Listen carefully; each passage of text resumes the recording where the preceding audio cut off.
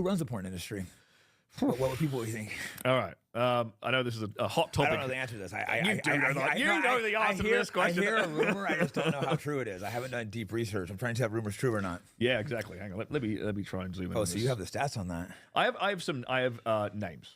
Let's just Is jump there some Bergs in there? Or, look, there may some be Steins, and I honestly don't know. I always hear the rumor that certain people run it, but sorry for this slight technical glitch. there's too much shit to research, so I can't go down every rabbit hole. Zoom. That's what I want to do. Let's zoom in about 150%. Boom. There we go. All right. So let's so the guy who's widely recognized as the pioneer of hardcore pornography in the United States. It goes by the name, is a guy by the name of Al Goldstein. He was actually arrested 19 times on obscenity charges. And I think it wasn't his particular case, but there's at least 3 really important free speech cases in the United States that kind of enshrined and allowed pornography to exist as we know it today. Yeah. Without those 3 cases, it wouldn't exist. But anyway, there's this really famous quote from Al Goldstein. I did see this quote. Go ahead and read it though. It's so if you have it, it's so shocking. Am I going to read it? I thought it was fake when I saw it, so I had to Google it. Yeah, he said the only reason that Jews are in pornography is that we think that Christ sucks, Catholicism sucks. And if you take into context, so I think he was in the he went a lot further than that, but yeah, but he was in the 70s, I believe, maybe 70s, yeah, somewhere around that time.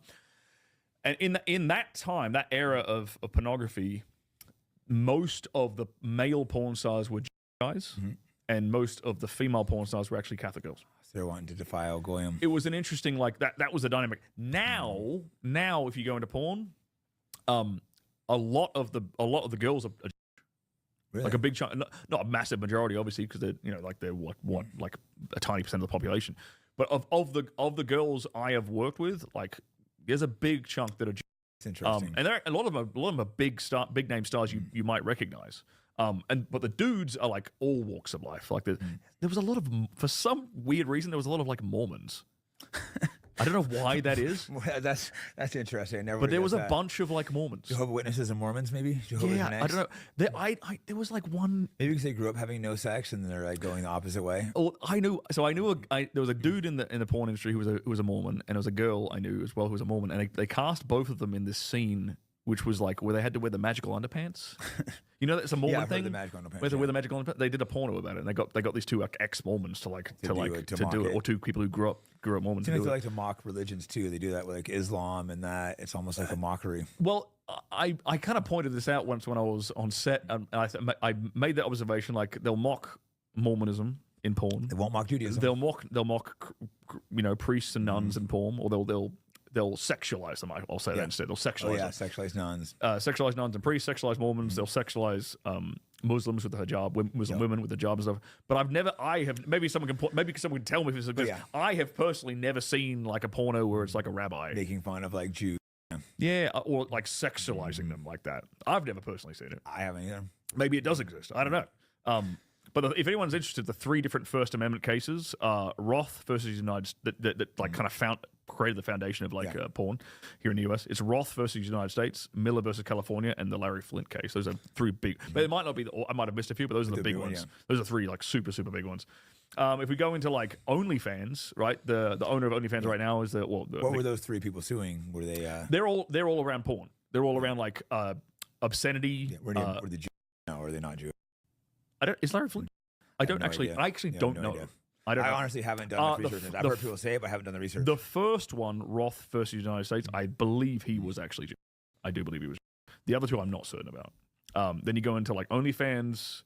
The majority owner is Leonid Radovinsky. He actually created OnlyFans, and he's the founder of My Free Cams. And he gives a lot of money to APAC. He does donate to APAC. That is very, very true. OnlyFans, they were trying to do non-sexual content for a minute. They were trying to sign me, and I'm just like, no, I'm not doing OnlyFans. They want to sign you. It was for non-sexual stuff. They were trying to do fight content, but I'm just not having my name associated with OnlyFans. I think they're still trying to do it. I don't think they're throwing the same kind of money at it. They're trying to throw good money around for a second to get people to sign. There was a period. Jiu-jitsu people, fighters, but the name is just too stigmatized. Plus, it's I don't want anything to do with a company like that. Yeah, I think the company started in. I believe the company started in 2017. I want to say somewhere around there. Maybe it was 16. Maybe it was 18. It was somewhere around there. And I know at the beginning they tried to portray themselves as like a platform for all creators, but it was basically all porn. It's pretty much all porn. I think they kind of gave up on it for a quick second. They were trying to throw money at like fighters. And there was like a year ago, roughly a year ago, I saw this as well. Like there was a big push to try and get like, you know, foodie creators and fitness creators and all these other kinds of creators. Good money around too. I don't remember the exact figure, but it was like a decent chunk of money. But really, to try and attract you to the platform. Not like insane money, but not bad. It was definitely. It's interesting, but it is kind of like this guy Leonard Radvinsky, who owns OnlyFans and founded My Free Cams, like he literally does donate to AIPAC. Yeah, and AIPAC funds people like Ben Shapiro, who then turn around and criticize genocide, who then turn around and criticize guys like Andrew Tate for running a webcam studio. Yeah, kind of. Like, isn't there some? Maybe I'm missing something, but that seems a bit like some kind of circular logic. No, exactly. Ben going Shapiro, on. He won't criticize OnlyFans because they support Israel. It's interesting. He's like that's the only thing he cares about. I mean, we can go through a few more founders. A couple more, yeah. The founder of Wicked, Steve Orenstein, the founder of Blacks on Blondes, Cable Rosenberg. Shocking. He founded Blacks on Blondes and Dogfart Productions, which is basically the same. They do the same thing. It's like it's always interracial. Dogfart is all interracial. It goes both ways though, so there's it's at least fair. Probably not Jewish. So or maybe you said they are. Well, maybe no, actually, definitely. No, definitely. A big one that blew up in the early 2000s, mid 2000s. Blacked.com. That's Greg Lansky. Also, Lansky sounds. Yeah, he's also.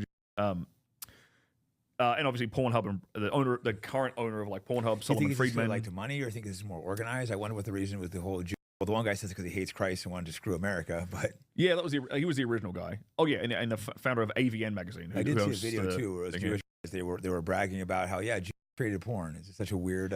I have seen interviews about them bragging about it. Yeah, and it's and like when I was in the industry, man, like you don't even really notice it. Yeah. Because no one ever talks about it. It's never brought up. Like you'll get kicked out real quick if you do that. Well, you know what's funny is that like Mia Khalifa. This was when the whole she criticized something.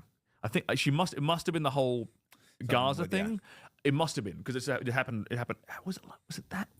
There was something, I forget what it was, but Mia Khalifa basically criticized it, and then like her contract was like gone. That's their ethics. Oh, how dare you criticize genocide? But it was interesting, like, yeah, that Mia could have been in the industry for that long. And to be fair, actually, to be fair, I kind of people like chewed her out for like, how ignorant can you be? Do you know who runs the porn industry, bro? I didn't know. Yeah. I didn't fucking know. I was in it for 5 fucking years. Yeah, not paying attention. Like, bro, it's just paid. Like that's my agent. Like, does it pay good for men or not really? Oh, it pays shit for bro. Like shit for, it's a fucking. If there's a gender pay gap, it's in the porn industry. Yeah. That's where the pay gap exists, bro. Girls making like twice as much as the dudes easily. But it's probably only like the big stars that make much money for the women, even, right? Or no? Or do they? No. Okay, so like an average girl, a brand new girl will make in LA at least will make like $1,000 a scene. Which ostensibly isn't really that much, like, no, considering what you're doing. Like, you're starting off, you're making $1,000 a scene.